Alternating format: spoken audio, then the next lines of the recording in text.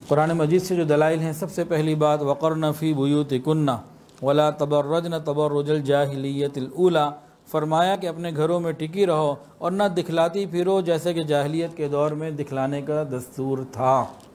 اس آیت میں عورتوں کو حکم دیا ہے کہ وہ عمومی طور پر اپنے گھروں میں ہی رہیں اور اپنے گھر کی چار دیواری میں اپنے فرائض منصبی کو پورا کریں۔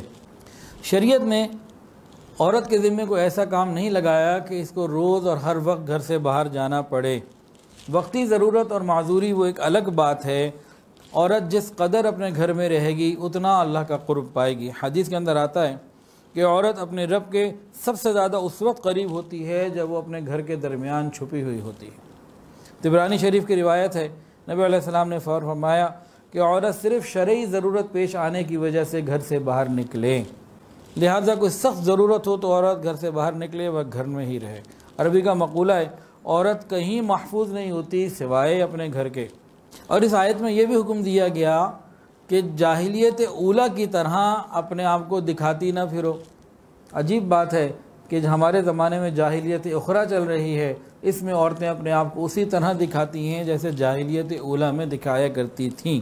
دوسری بات ارشاد باری تعالی ہے وَإِذَا سَأَلْتُمُوهُنَّ مَتَاعًا فَاسْأَلُوهُنَّ مِنْ وَرَاءِ حِجَابٍ، سورہ احزاب کی آیت ہے کہ جب تم ان سے کسی چیز کا سوال کرو تو پردے کے پیچھے سے کرو، اس میں زیادہ پاکیزگی ہے تمہارے دلوں کے لیے بھی اور ان کے دلوں کے لیے بھی۔ اس آیت میں تعلیم دی گئی ازواج مطہرات کو کہ صحابہ کرام سے کوئی چیز لینی دینی ہو تو پردے کے پیچھے سے لے۔ یہ گھر کے اندر موجود عورت ہے، چار دیواری کے اندر موجود عورت کو کیا حکم دیا گیا کہ اب کوئی آ رہا ہے تو چادر کا پردہ ضروری۔ یہاں ایک اور پوائنٹ پہ غور کریں، یہاں دونوں طبقے ہیں کون جن کو کہا گیا کہ تم دونوں کے دلوں کے لیے ضروری؟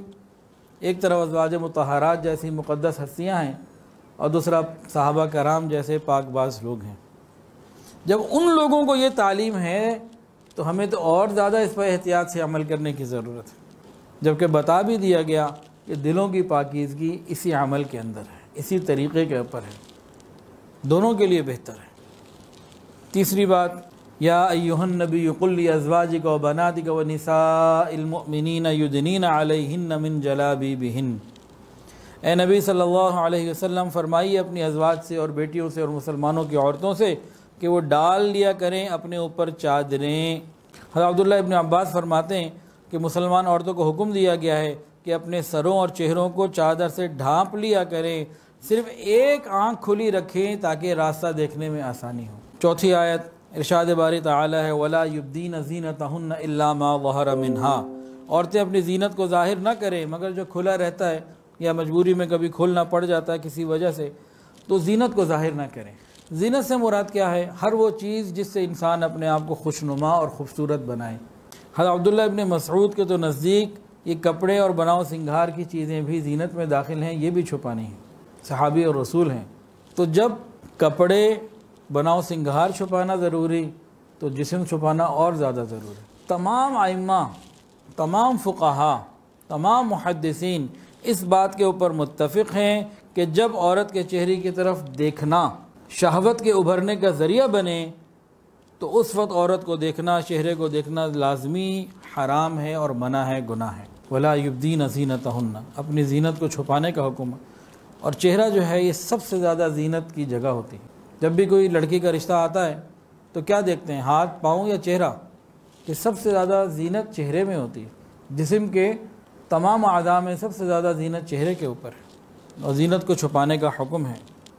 اور ارشاد باری تعالی والقواعد من النساء اللاتی لا یرجون نکاحا، ان عورتوں کے بارے میں جو بہت بوڑھی ہو چکی ہیں، جن کا چہرہ اب چھوارا بن چکا ہے اور ان کی طرف اب کوئی اس طرح کی رغبت بھی نہیں رکھتا، شہوت والی رغبت بھی اب ادھر نہیں آتی، ان عورتوں کو کہا کہ جو عورتیں گھروں میں بیٹھی ہیں، بوڑھی ہیں، جن سے نکاح کی توقع ہی نہیں رہی، ان پر گناہ نہیں کہ وہ اتار رکھیں اپنے نقاب، اپنے نقاب کو، وہ اتار سکتی ہیں اپنے نقاب کو، یہ نہیں کہ دکھاتی پھریں اپنے سنگھار کو۔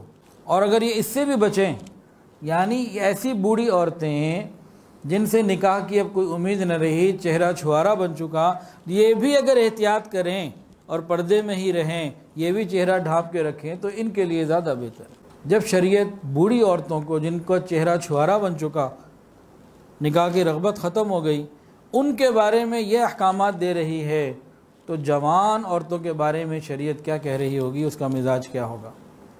انسان خود سوچے اور سمجھے اور اپنی عقل کو استعمال کرے کہ جب بوڑھی عورتوں کے لیے اتنی احتیاط تو جوانوں کے لیے کتنی احتیاط ہوگی۔